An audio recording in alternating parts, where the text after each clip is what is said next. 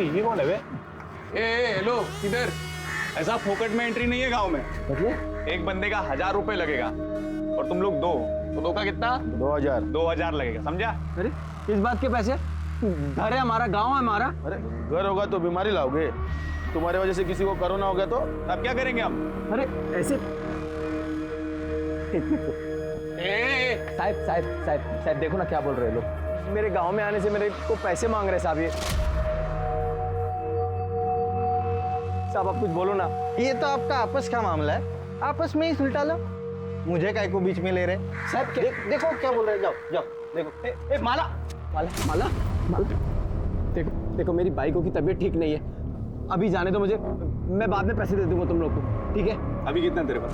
अभी अभी अभी बस ये आखिरी 500 है। हाँ बस ये तेरा एडवांस हो गया, बाकी का हम लोग शाम को लेंगे, समझा?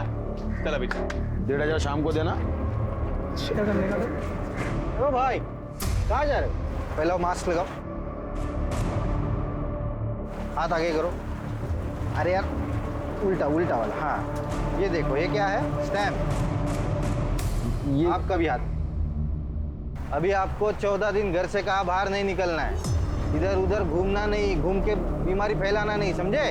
और देखो किसको भी घर में सर्दी खांसी जुकाम ऐसा कुछ हुआ तो सीधा कोविड हॉस्पिटल जाना, समझे ना? चला।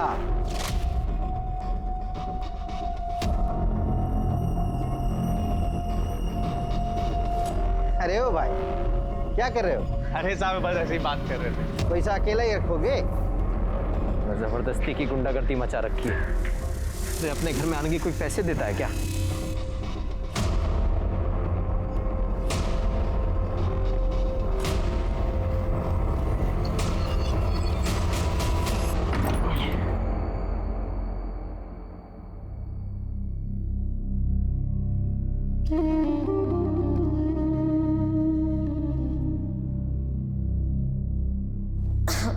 सुनिए, कुछ सोचा है?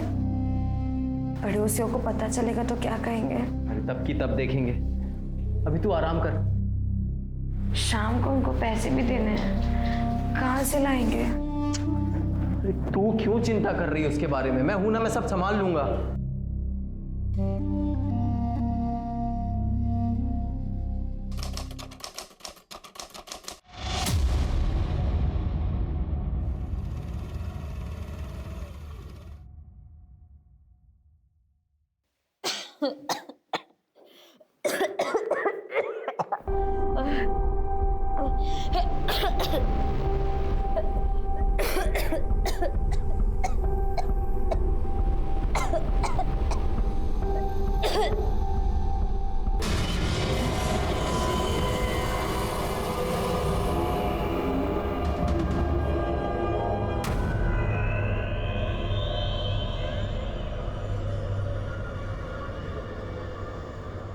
जहां एक तरफ हम सब इस महामारी की काली छाया के साथ जीने पर मजबूर हैं, वहीं दूसरी तरफ एक और वायरस है, जुर्म, क्राइम, अपराध। लेकिन इसने इस महामारी के काल में भी एक कदम भी पीछे नहीं हटाया है। राजू और माला बोहिर अचानक आए इस प्रकोप का शिकार थे। दोनों पैसे की कमी या काम छूटने की वजह से परेशान थे, या इसके पीछे कोई और कारण था? और अगर था तो क्या वही कारण वजह बना था माला बोहिर की हत्या का? जब कोविड-19 के कारण पूरा देश लॉकडाउन में था, तब नासिक महाराष्ट्र से 150 किलोमीटर दूर सोनगढ़ गांव में इस क्राइम को अंजाम दिया गया, जिसका मकसद बेहद अमानवीय था।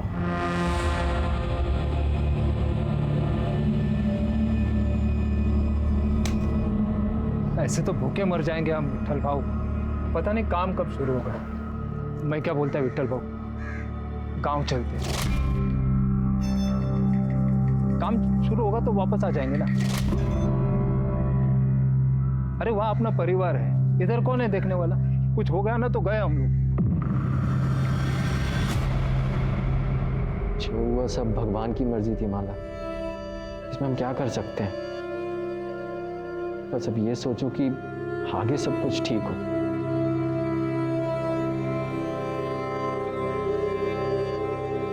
माला, तुम्हारे रिपोर्ट्स आ गए, तुम्हें कोरोना नहीं है, तुम आज ही घर जा सकती हो। देखा, हमने कहा था ना सब ठीक हो जाएगा।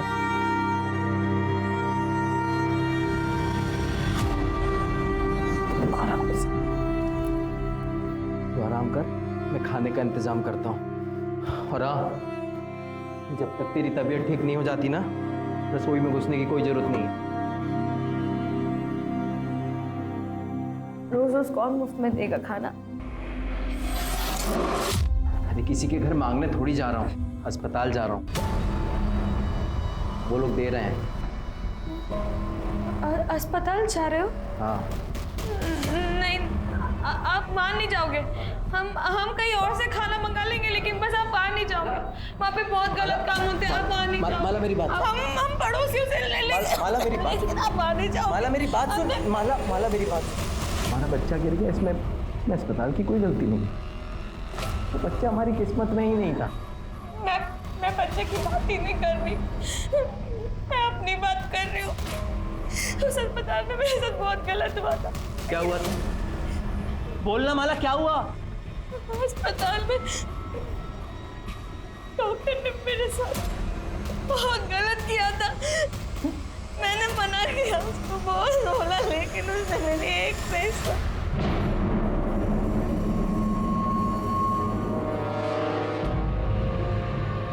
कौन? डॉक्टर? कौन था वो डॉक्टर? नाम बोल माला, जान से मार दूंगा उसको, जिंदा नहीं छोड़ूंगा। नाम बोल मुझे, बोलो नाम बोलना। बताओ अभी शुरू से क्या हुआ? सब मैं और मेरी बाई को माला नासिक में एक बिल्डिंग में दिहाड़ी पे मजदूरी करते थे। अभी कुछ दिन पहले कॉन्ट्रैक्टर आया और बोला कि तुम सब लोग अपने अपने घर पे चले जाओ, अभी यहाँ पे कोई काम नहीं होगा, पूरा काम बंद है, समझे भाई? काम बंद मतलब? कोरोना बीमारी फैली है पूरी दुनिया में, इसलिए तो सरकार ने पूरा काम बंद कर दिया है, पूरे देश में लॉकडाउन कर दिया है। पर हमको उससे क्या, इधर थोड़ी कोई बीमार है। अरे नहीं है, लेकिन ये बीमारी आ तो सकती है, इसलिए तो सरकार ने पूरा काम बंद कर दिया है, सबको बोला है। तो सब ठीक चल रहा था, माला पेट से थी तो उसको भी आराम मिल गया था। फिर दिक्कत शुरू हुई।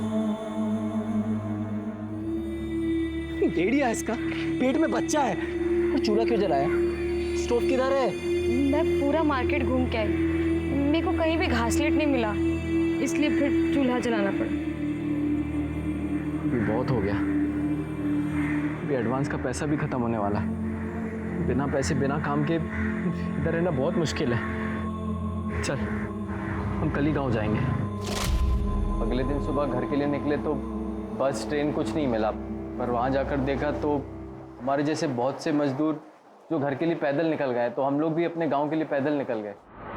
फिर 2 तारीख को हम सोनगढ़ पहुँचे। इतने लंबे सफ़र के बाद माला की तबीयत बहुत ख़राब हो गई थी, अगले दिन उसे खून भी निकला। फिर मैं फ़ौरन उसे लेके भोसले अस्पताल ले गया। वहाँ डॉक्टर उसको देखी और बोली कि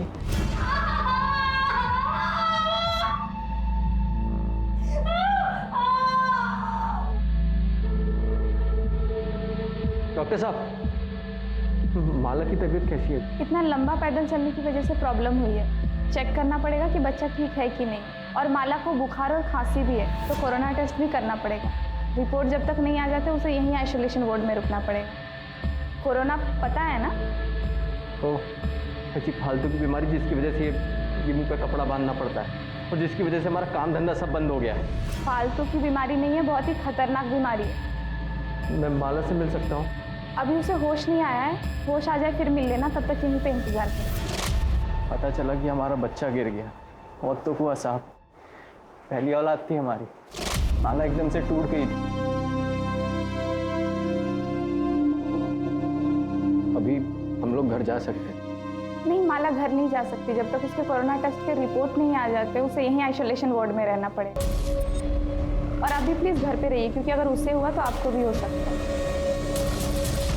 लोगों ने मुझे अस्पताल में रुकने नहीं दिया, मैं क्या करता, मैं घर आ गया। लेकिन माला वहीं रही 2 दिन, 5 और 6 तारीख को।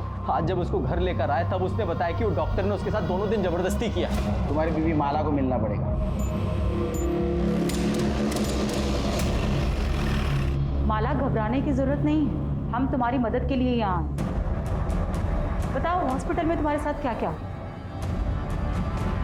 मेरा बच्चा गिरने के बाद मैं 2 दिन हॉस्पिटल में थी, टेस्ट का इंतजार करती थी। उन 2 दिनों में एक डॉक्टर ने मेरे साथ जबरदस्ती की। नाम जानती हो डॉक्टर का? पहचान सकती हो उसको? हाथ दिया है ना भगवान ने, क्या आंख बंद करके बैठी थी? अरे बताती क्यों नहीं साहब को कौन हरामी था वो? तू भी मजे ले रही थी हैं? बोल साहब। लेकिन इस तरह से बात करते हैं विवेन तुम्हारी?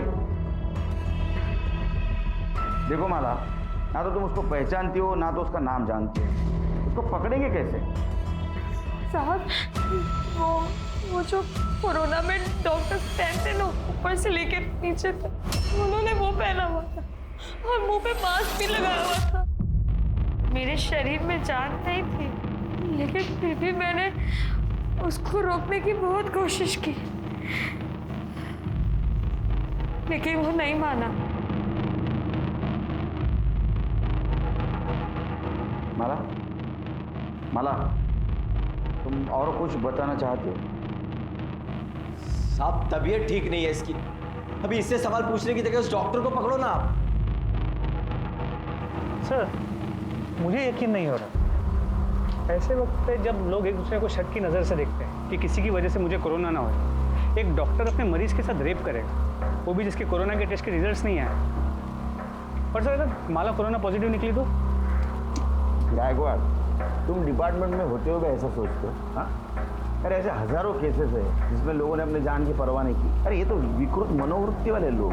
हाँ, ये वायरस से डरेंगे? अरे इनका जाने दे। नॉर्मल लोग भी अगर कोरोना वायरस के खतरे को समझते ना, तो हमें अपनी जान जोखिम में डाल के रास्ते पे घूमने की जरूरत नहीं थी। रही बात ये माला की, ये जरूर हमसे कुछ छुपा रही है, ढूंढेंगे। सर ऐसा हो ही नहीं सकता। आपने सुना है पहले ऐसा कुछ? आप ही सोचिए कि अगर ये बात डॉक्टर्स और मरीज के बीच में फैल गई तो क्या होगा?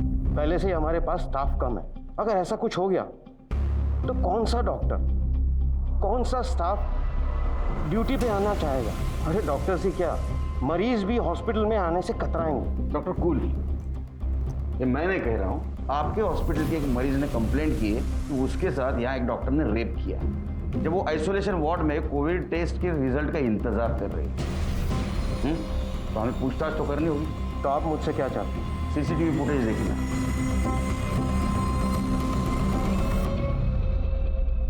ये तो आपको पता ही होगा कि वुमेन आइसोलेशन वार्ड में सीसीटीवी कैमरा नहीं होता। तो हमारे पास 5 और 6 तारीख की लॉबी और पैसेज की फुटेज है जो आप देख रहे हैं।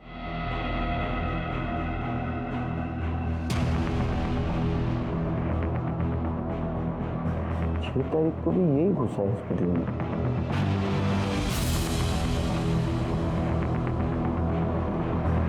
ये देखिए,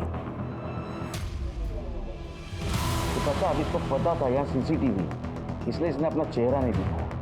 अब समझ गए डॉक्टर पाटिल, ये आपके हॉस्पिटल का स्टाफ ही है। हाँ, शायद डॉक्टर नहीं होगा, इसका मतलब माला जो बोल रही थी वो सच था। आपके हॉस्पिटल में जो भी स्टाफ है सबसे मुझे पूछताछ करनी, बुलाओ उनको। इंस्पेक्टर साहब, ये हॉस्पिटल है और आप हमारे स्टाफ के साथ मुजरिमों की तरह पेश नहीं आ सकते। हम अपनी जान को खतरे में डालकर लोगों की जान बचाने की कोशिश करते हैं और ना ही औरतों का रेप करने की। देखिए डॉक्टर, हम आपके काम का सम्मान करते हैं। हम भी पुलिस वाले अपनी जान जोखिम में डालकर लोगों को लॉकडाउन का पालन करवाने की कोशिश करें। आप अपना काम कर रहे हैं, हम हमारा काम कर रहे हैं। अगर आप मरीजों को नहीं बचाएंगे तो वो मर जाएंगे, और अगर हम पुलिसिंग नहीं करेंगे तो पता है क्या होगा, हॉस्पिटल मरीजों से भर जाएगा। तो कुल मिलाकर हम और आप अपनी जान जोखिम में डालकर लोगों की जान बचाने की कोशिश करें। समझ में आया आपको? बुलाइए स्टाफ। देखो, माला के साथ जो कुछ भी हुआ है शायद कल तुम्हारे साथ भी हो सकता है। ऐसा होना नहीं चाहिए लेकिन हो सकता है। आप समझाइए। पुलिस के साथ प्लीज कोऑपरेट करो और जो कुछ भी तुम जानती हो सब कुछ सच सच इन्हें बता दो। साहब, माला मेरे को बताई थी कि डॉक्टर उसके साथ ज़बरदस्ती किया था। मैं उसको समझाई थी पर कहाँ सुनी। अरे पुलिस में जाने से क्या होगा, तेरी इज्जत वापस लौट आएगी क्या? जो होना था वो तो अब हो चुका। तो पुलिस में जाएगी तो अब पूरे गांव को पता चल जाएगा, पूरे गांव में तेरा जीना मुश्किल हो जाएगा।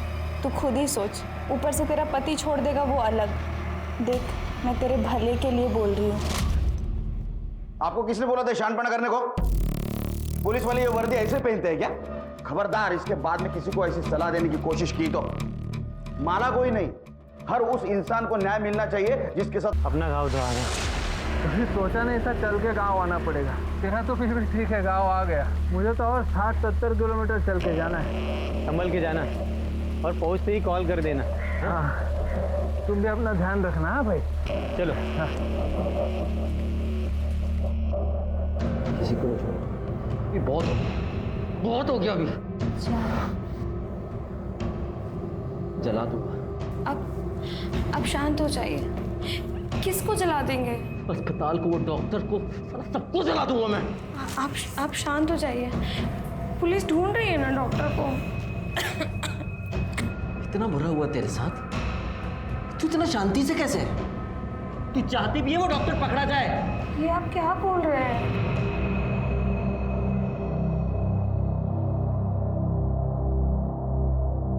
क्या हुआ साहब?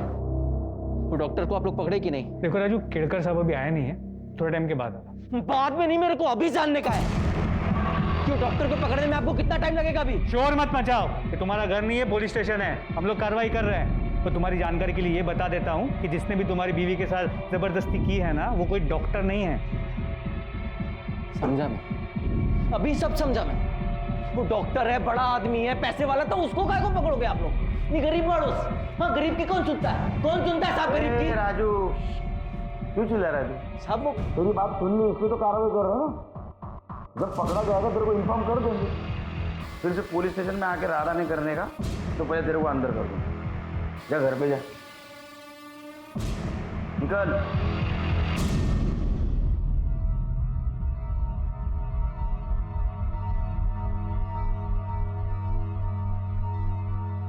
इससे बात करना है। माला, माला, माला उठना। माला, माला।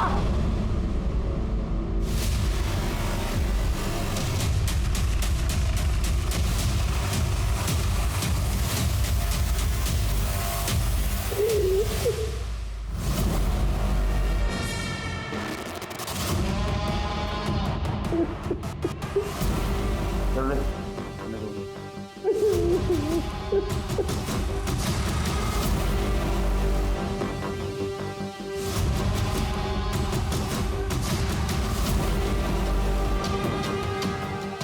सेक्सुअल असॉल्ट रेप जैसा तो कुछ समझ में नहीं आ रहा। शायद बच्चा गिरने की वजह से खून काफी बाहर। बाकी रिपोर्ट आने के बाद पता चलेगा। तो गले पे निशान, गला घोट के मारा गया। घर की हालत, बिखरा हुआ बेडशीट, तो मरने से पहले काफी स्ट्रगल हुआ। प्रताप, मुझे लगता है ये काम राजू ने किया है। अपने सामने कितना गुस्सा कर रहा था देख, पीठ पीछे कितनी तकलीफ देता हो। उसने गुस्से में आके शायद इसका गला दबा के इसको मार। एक काम करो, बॉडी पोस्टमार्टम के लिए भेज दो और इसके फीटस से राजू का डीएनए मैच करवा दो। क्या साहब, आप अभी मेरे को ही फंसा रहे हो कि मैंने माला को मार दिया? शांत हो जाओ, शांत हो जाओ, बैठो। खून को कंट्रोल करते जा जरा, समझा? ये गुस्सा है ना, ये गुस्सा है उसका वजह है। मानो कि किसी और ने हाथ लगाया, तुम सहन नहीं कर पाए, उसको तो कुछ नहीं कर पाए, इसलिए तुमने माला को मार दिया। लेकिन सर उस टाइम पे तो मैं पुलिस स्टेशन में था, आपके सामने था सर, मैं कैसे मार दूंगा उसको? आप बताइए ना। वो जाना रे तू, पुलिस से गवाही दिलवाएगा? तो पुलिस स्टेशन में था, सच देखा जाए तो माला का मर्डर करके पुलिस स्टेशन आया था। यहाँ से तू वहाँ वापस गया और तूने नाटक किया कि माला को किसी ने मार दिया। वहाँ माला की बॉडी किसी ने देखी नहीं थी। हमने अड़ोस पड़ोस में पूछताछ की, तब पता चला तूने गाँव वाले लड़कों को जान से मारने की धमकी दी थी। हाँ, दी थी धमकी उनको। मेरे गाँव में मेरे घर में घुसने के मेरे से 2000 रुपए मांगे थे साहब। आखिर के 500 रुपए थे, वो भी ले लिए उन्होंने, और शाम को वो बाकी के 1500 रुपए लेने आ गए थे घर। कल पैसा निकाल, तो बोला था ना बाकी का 1500 शाम को देगा करके। बोला था पर अभी नहीं हो पाया। अभी तू जा, बाद में देता हूँ। देख, साला गांव में घुस गया, अभी बहाना मारता है। चुपचाप से पैसा दे, नहीं तो देख क्या करेंगे हम लोग। अरे बोला ना देता हूँ, पैसा भी नहीं है, आके देता हूँ। अभी जा यहाँ से।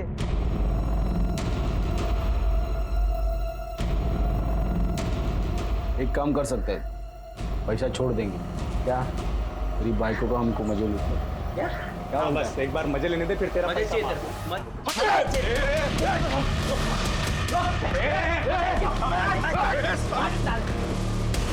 चल इधर से, देख लेंगे तुझको। देख लेंगे। उन लड़कों को तो हम देख लेंगे, लेकिन जब तक माला का मर्डर केस सॉल्व नहीं होता तो सोनगढ़ से बाहर नहीं जाएगा।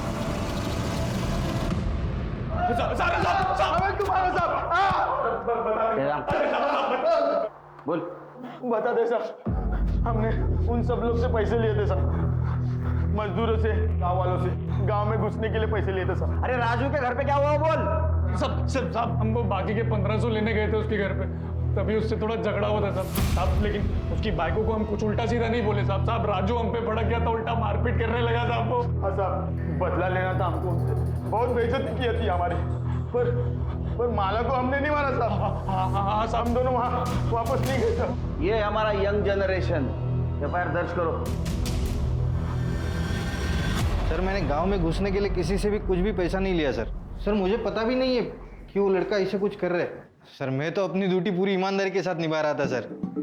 जो भी आता उसका आधार कार्ड पहले चेक करता था और बाद में देखता कि वो सोनगढ़ का है कि नहीं। अगर वो सोनगढ़ का है तो ही उसके हाथ के ऊपर स्टैंप लगाता और बोलता था कि 14 दिन घर में रहो। सर मैंने राजू और माला के केस में भी यही किया सर। जाओ, मास्क। जैन सर। अपने डिपार्टमेंट में ऐसे लोग भरे हैं, हम किसको क्या बोलेंगे। सर साफ पता चल रहा था कि कामड़े झूठ बोल रहे हैं, नक्की पैसे खाता तो। अब नहीं खाएगा क्योंकि उसको मालूम है अपनी नजर है उसके ऊपर। माला के पीएम रिपोर्ट का क्या हुआ? सर अब तक नहीं आई। एक्चुअली वो पूरी टीम कोरोना के केसेस में बिजी, इसलिए वक्त लग रहा है, लेकिन सर जल्दी आ जानी चाहिए। सर डीएनए रिपोर्ट के मुताबिक माला के जो पेट में बच्चा था सर, उसका डीएनए राजू के डीएनए से मैच नहीं होता। देख, तेरे डीएनए से तेरे बच्चे का डीएनए मैच नहीं हुआ, इसका मतलब समझते हो? एक बात बताओ, तुम्हारी बीवी माला का नासिक में किसी के साथ चक्कर था या कोई उसका फायदा उठा रहा था? ये पक्का उस शेलार का काम होएगा, उसी की नजर थी मेरी माला पे। कौन शेलार? नासिक में मैं और माला जिधर मजदूरी करते थे वहाँ पे सुपरवाइजर था। कुछ महीनों पहले मुझे जुए का लत लग गया था, मैं 5000 रुपये हार गया, पैसा नहीं था, तो भरने के लिए मैंने सोचा साइड से कुछ चोरी करके उसको बेच के वो पैसा भर देगा, लेकिन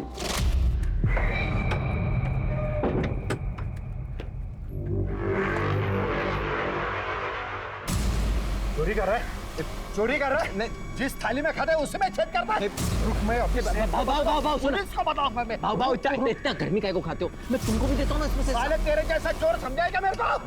अभी मैं देख, तू काम भूल जा काम तो अभी मैं तेरे को जेल में भी भाव करते हैं ना भाव। एक रास्ता है, जो बोलोगे तो है ना। हाँ, तेरे बीवी के साथ में मेरे को सोने दे, मैं तेरे को छोड़ दूंगा, किसी को कुछ नहीं पता चलेगा। बीवी के साथ सोएगा?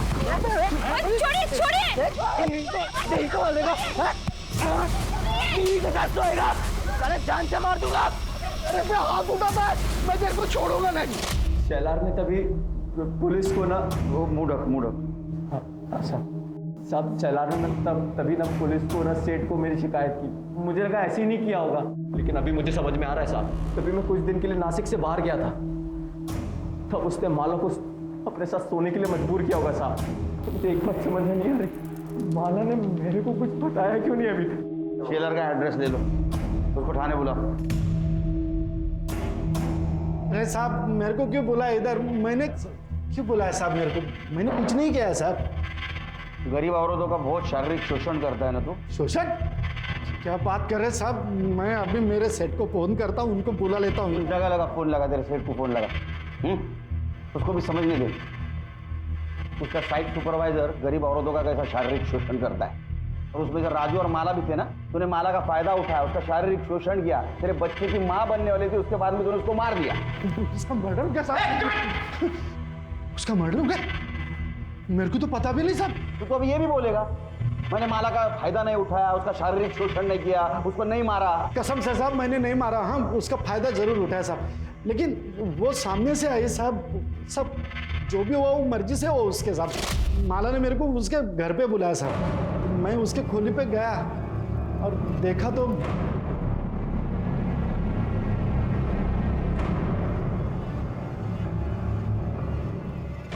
तुम्हें मेरे साथ सोना था ना, तुम्हें जो करना है तुम करो, बस राजू की शिकायत किसी से मत करना, ना पुलिस से और ना ही सेठ से।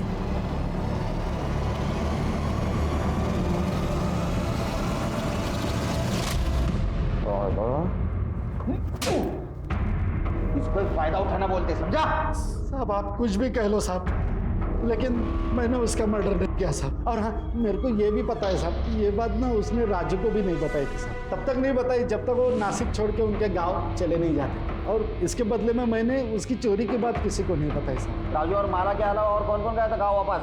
वो ये विट्ठल और दत्ता गए थे माला और राजू के एक हफ्ते बाद। कौन सा गाँव? वो विट्ठल तो इधर का ही है साहब, सोनगढ़ का। राजू पहचानता है उसको। और वो दत्ता यहाँ से 60-70 किलोमीटर दूर पिंजर गाँव है साहब, वहाँ पे रहता है। उसका डीएनए टेस्ट कराओ और माला के फिटनेस से मैच करके देखो, इधर ही रहेगा। अरे नहीं साहब, वो इधर ही रहेगा। ये वामन शेलर का कहना है कि माला ने उसके पति राजू को बचाने के लिए उसके साथ शारीरिक संबंध बनाए। ऐसा भी हो सकता है किसी और के साथ किसी और वजह से उसने शारीरिक संबंध बनाए होंगे। तो क्या सच में उसके साथ हॉस्पिटल में रेप हुआ था या झूठ बोल रही है? किसी और वजह से उसने हॉस्पिटल में भी किसी के साथ शारीरिक संबंध बनाए? सर इस वामन की बात पे विश्वास कैसे कर सकते हैं? हो सकता है झूठ बोल रहा हो सकता है, लेकिन हमारे पास कोई सबूत नहीं है। क्या चलो सर, चाय अच्छी नहीं है? सवाल अच्छे बुरे चाय का नहीं है, वो बाकड़े की चाय की आदत है।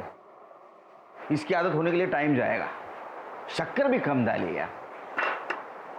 अच्छा ये माला की पीएम रिपोर्ट का क्या हुआ? सर डॉक्टर से कह दिया है आज शाम तक आ जाएगी। और वो विट्ठल सुरवे, उसका एड्रेस मिला?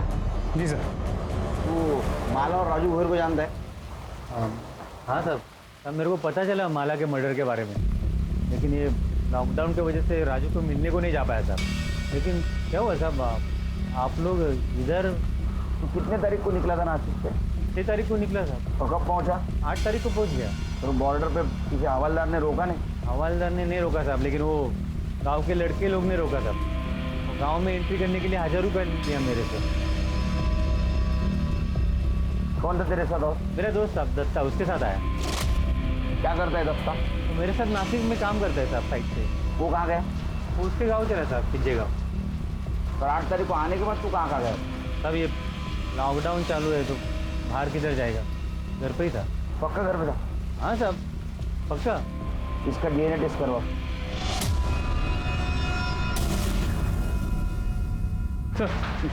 सर माला की पीएम रिपोर्ट आ गई।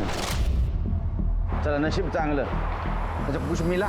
सर रिपोर्ट के मुताबिक उसकी मौत 9 तारीख के सुबह 10 और 12 बजे के बीच हुई है। और सर मौत की वजह खून बहने की वजह से नहीं, दम घुटने की वजह से। और जो ब्लीडिंग हमने देखी वो गला दबाने के प्रेशर से हुई। तो हमारा शक सही निकला, उसका मर्डर है। अब ये पता करना है कि उसका मर्डर किसने और क्यों किया।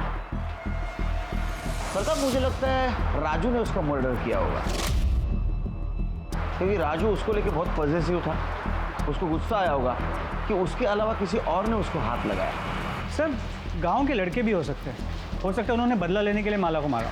निकल इधर से, देख लेंगे तुझको, देख लेंगे। या फिर हॉस्पिटल में जिसने उसका रेप किया वो विट्ठल भी हो सकता है, क्योंकि विट्ठल 8 तारीख को गांव आया और 9 तारीख को माला का मर्डर हुआ। तमाम कोशिशों के बावजूद पुलिस भोसले हॉस्पिटल में माला का बलात्कार करने वाले अपराधी तक नहीं पहुंच पाई थी, बल्कि यह भी एक पहेली थी कि बलात्कार हुआ भी था या नहीं।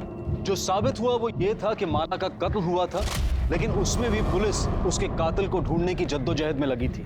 वामन शेलार और विट्ठल पर पुलिस को शक तो था, लेकिन दोनों का डीएनए माला के अजन्मे गर्भ से मैच नहीं कर रहा था। ये केस एक नहीं बल्कि 3 सूरतों में पुलिस की नींद हराम किए हुए था। पहली, माला जब सोनगढ़ आई थी तो उसके पेट में किसका गर्भ था? दूसरी, हॉस्पिटल के आइसोलेशन वार्ड में उसके साथ बलात्कार हुआ था, क्या ये सच था या वो झूठ बोल रही थी? और अगर वो झूठ बोल रही थी तो क्यों? या फिर ऐसा था कि ये संबंध उसने अपनी मर्जी से बनाए थे? और तीसरी, वो कौन हो सकता था जिसने माला को उसी के घर में घुसकर मौत के घाट उतार दिया?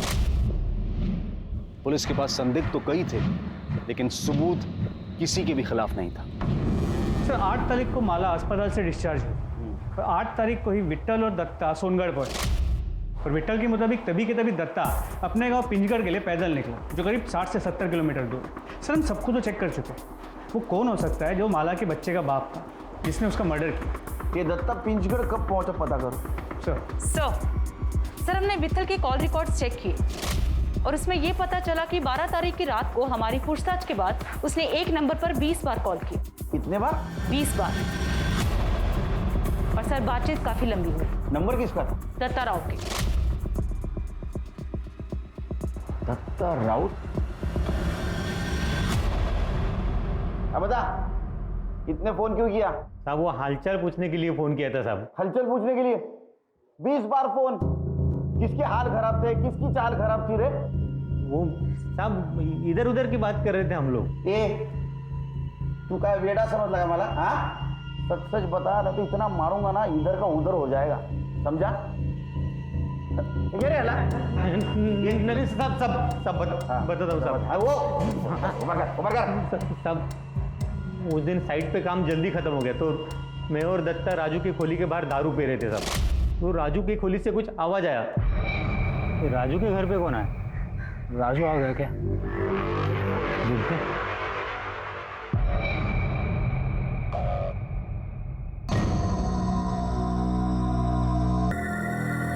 साहब तभी मैंने ये वीडियो बनाया साहब।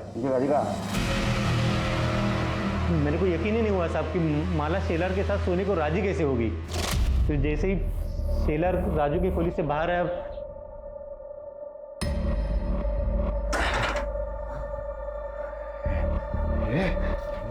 कपड़े उतर।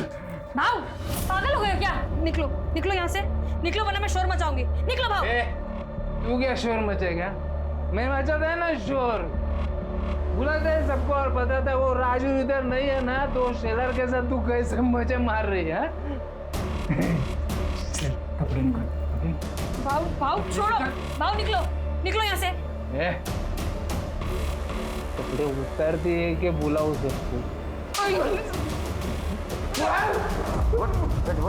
साहब मुझे क्यों मार रहे? मैंने कुछ नहीं किया था। ये आराम कर, झूठ बोल रहे हो साहब। नहीं झूठ बोल रहे, नहीं झूठ बोल रहे साहब। ये देखो साहब। अरे आ तू है ना, ये अब और मार खाने के बाद गलती हो गई साहब, गलती हो गई साहब। एक बार गलती हुई, बार बार गलती हुई? वो साहब मुझे शेलर का तो मालूम नहीं है, पर मैं साहब 4 बार माला के घर पे गया, उसको बदनामी की धमकी दिया और बाद में उसको रेप किया और मार दिया। 8 तारीख को तू सोनगढ़ बॉर्डर पे इसके साथ पहुंचा। वैसा देखा जाए तो 9 तारीख को तेरे गांव पहुंचना चाहिए था शाम तक, लेकिन तू 11 तारीख को दोपहर में पहुंचा। 36 घंटे क्या कर रहा था रे तू? कहाँ था? थक गया था ना साहब चल चल के, थोड़ा आराम करने के लिए रुक गया। 36 घंटे सो रहा था तू? सच बता रहा तो इतना मारूंगा ना, पूरी हड्डी पसली एक कर दूंगा। बताता हूँ साहब, बताता हूँ, मारना मत साहब। सच बता ना। वो साहब नशे के हालत में मैंने वो माला से जबरदस्ती तो कर ली साहब। बाद में अकल आई कि वो शेलर सिर्फ माला के साथ सोने की बात किया था, तो राजू ने उसकी हड्डी पसली तोड़ दी थी। मेरे बारे में उसको मालूम पड़ता तो मेरे को तो जान से मार देता था साहब।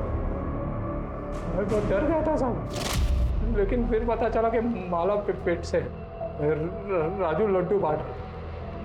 मतलब ये था कि उसको अब तक तो कुछ पता नहीं था, लेकिन माला साहब वो कुछ ऐसे घूर के और गुस्से से मेरे को देती थी, लगता था कभी भी राजू को बता दे। माला और राजू सोनगढ़ जाने के लिए निकले। उस वक्त तो माला ने मुझे कुछ से गुस्से से देखा था ना साहब, लगा था अब कुछ तो होने वाला। मैं डर गया था। उसके बाद तो साहब वो राजू मेरे सपने में आता था साहब, मेरी छाती में बैठ के कोई तो से मेरे को मारता था साहब। नाटक मत कर। नाटक नहीं साहब। उसके बाद मैंने इसको बोला गांव चलते हैं।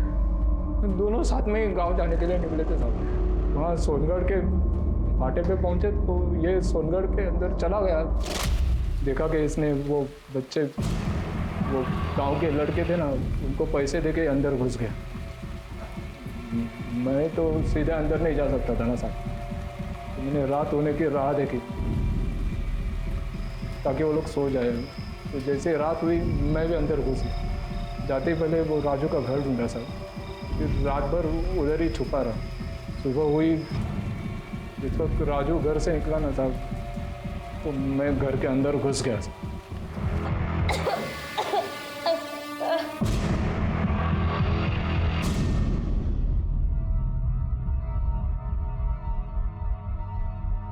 ले, गंगा जल समझ के पी ले, क्योंकि तू मरने वाली है अभी। हाँ? रात को नींद नहीं आती है मेरे को, इस डर से कि तू सब राजू को बता देगी और आके मुझे मार देगा। मैं मर जाऊं इससे तो अच्छा है कि तू। भाव में राजू को कुछ नहीं बताएगी। आयुष मैं रिस्क नहीं ले सकता है ना। 9 तारीख को तू सोनगढ़ पहुंचा तो 5 और 6 तारीख को माला का रेप कैसे किया? नहीं साहब, 6 तारीख को तो हम लोग नासिक से निकले थे गांव आने के लिए। 2 दिन तो रास्ते पे ही चल रहे थे। इसको पूछो ना साहब, साथ में थे हम लोग। साहब मैं 6 तारीख को वहाँ था ही नहीं, तो मैं रेप कैसे कर सकता हूँ? माला का रेप और मर्डर दोनों केस फाइल करो, लेकर जाओ इसको।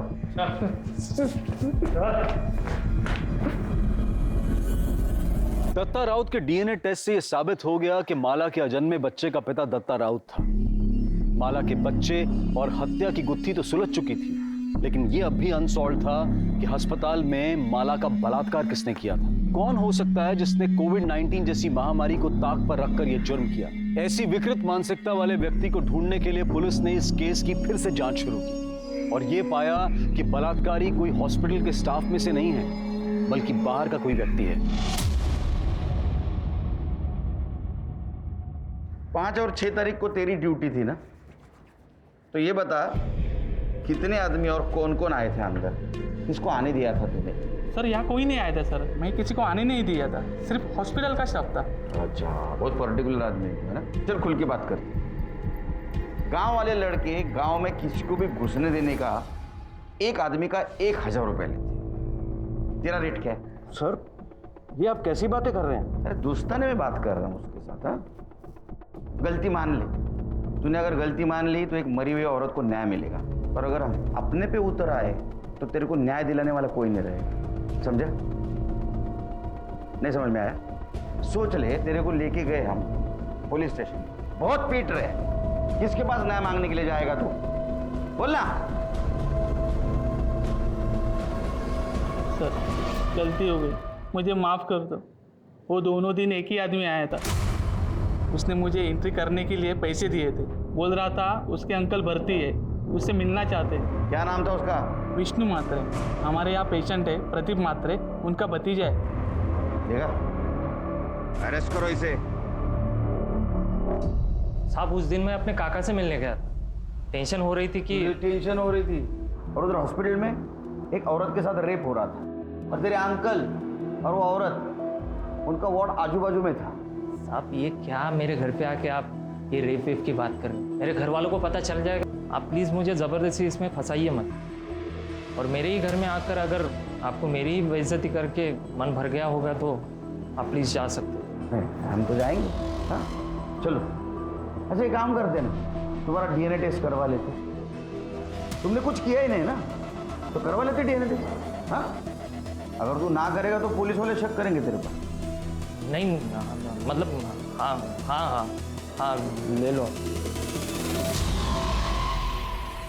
डीएनए के टाइम वो विष्णु की हालत देखी तुमने कैसी हुई थी? मुझे लगता है रेप उसने किया होगा, क्योंकि 5 और 6 तारीख को उसके अलावा हॉस्पिटल में कोई नहीं आया, और हॉस्पिटल के सारे स्टाफ की हिस्ट्री तो हम लोगों ने निकाली है। लेकिन सर हमारे पास उसके खिलाफ कोई सबूत नहीं है। हमने डीएनए सैंपल लिया तो है, लेकिन उससे क्या हो? हेलो हेलो, आएगा कोरोना का वैक्सीन आएगा, टेंशन मत लो। सॉरी सर, मैं केस से रिलेटेड ही को ढूंढने की कोशिश कर रही थी। सर आइसोलेशन वार्ड में बेडशीट को डिस्ट्रॉय करने के लिए एक प्रोसीजर फॉलो किया जाता है, ताकि अगर कोई पॉजिटिव पेशेंट मिले उसका इन्फेक्शन दूसरे तक ना फैले। सर अगर भोसले अपने हॉस्पिटल में ये प्रोसीजर फॉलो करता है तो सर विष्णु की गर्दन दबोचने का मौका है हमारे पास। कैसे? सर पता करो भोसले हॉस्पिटल में प्रोसीजर फॉलो होता है क्या? अगर होता है तो विष्णु जरूर पकड़ा जाएगा।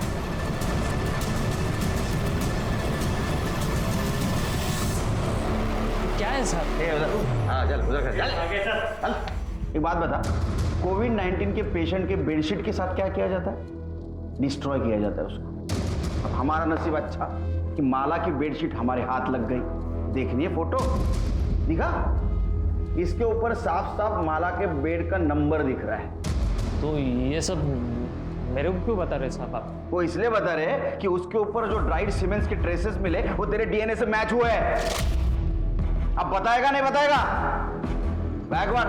साहब नहीं साहब, बताता हूँ साहब, बताता हूँ। बोल। 5 तारीख को मैं सच में अपने काका से मिलने गया था। उसके लिए मैंने गार्ड को रिश्वत भी दी थी, लेकिन जब वहाँ से वापस आ रहा था तो मैंने देखा अकेली औरत बेड पर पड़ी है, तो मैं अपने आप को रोक नहीं पाया साहब। अगले दिन मैं गार्ड को रिश्वत देकर सिर्फ उसी के लिए वहाँ पे गया था। मैंने ध्यान रखा कि मेरा चेहरा सीसीटीवी कैमरा में ना आए।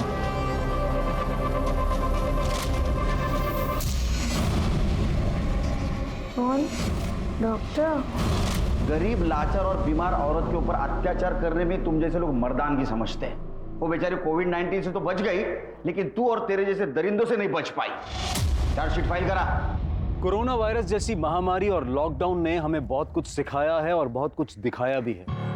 शायद हम पहले से ज्यादा संवेदनशील हुए हैं। जहां एक तरफ इस मुश्किल की घड़ी में कुछ लोग अपनी कमाई, अपनी सेविंग्स को डोनेट करके अनजान लोगों की मदद करने की कोशिश कर रहे थे, वहीं विष्णु महात्रे, दत्ता राउत, वामन शेलार और विट्ठल सुर्वे जैसे लोगों ने इससे कोई सीख नहीं। माला भोईर, जिसने जिंदगी और मौत तकलीफ में देखी, जिसकी शुरुआत उसके पति राजू भोईर को बचाने के गलत तरीकों से हुई। इस केस से हमें यह सबक मिलता है कि गलत काम करने का कोई भी सही तरीका नहीं हो सकता है। इसलिए अपनी गलती का सामना करें और आगे के लिए सीख लें, ताकि दोबारा किसी मुसीबत में ना पड़े। अब मैं अनूप सोनी आपसे विदा लेता हूं। फिर मुलाकात होगी क्राइम पेट्रोल सतर्क में एक और नए केस के साथ। तब तक अपना और अपने परिवार का ख्याल रखें, सतर्क रहें, सुरक्षित रहें और देखते रहें क्राइम पेट्रोल सतर्क।